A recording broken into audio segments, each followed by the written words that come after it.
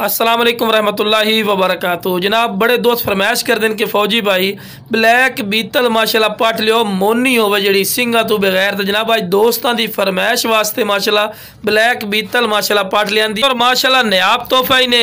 ते कन्ना दे लापर भी बिरा चेक कर सकते हैं, चंगे लंबे कन बिल्कुल तोता फेस च और वाइट अख दे विच ने और दोम वेखदे पे ने बिल्कुल तीर वाली कर सीधी ते पैर बिरा बनन क्योंकि तुहानूं वीडियो बना के चेक करवानी होंदी। खूबसूरती और हुसन च माशाल्लाह नंबर 1 ने। तो शुरू तो जनाब जानवर चारा वगैरह खवा के बिरा विखावन का मकसद यह होता है कि तुहानूं पता लगे कि सेहतमंद और माशाल्लाह एक्टिव है।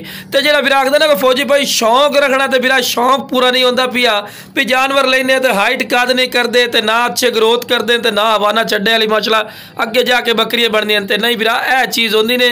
A+ क्वालिटी दे विच ने, बिल्कुल तोता फेस च ने, वाइट अख दे विच चेक कर सकते हैं, वाइट गदरी अख च और झालर वेखो तो फेस ब्यूटी और कन्ना दे लापर वेखो माशाल्लाह हुसन वाली चीज़ ने। तो वेल ची A+ से चंगी लंबी वेल ची ने और हुसन खूबसूरती और टुरन का अंदाज भी तुसी चेक कर सकते हैं। नस्ली चीज़ ने A+ क्वालिटी वाली प्योर ब्लैक बीतल अमृतसरी माशाल्लाह पाठी ने। तो जनाब यदि माँ का हाइट कद है जनाब 37 तो 38 इंच की माँ का हाइट कद है।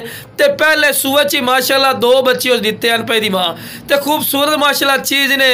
तो रेट भी इंशाल्लाह जायज़ और मकूल राइट ने। जिस बिरा चाहिए इंशाल्लाह राबता करे, थोड़ी सोच तो भी इंशाल्लाह कम राइट।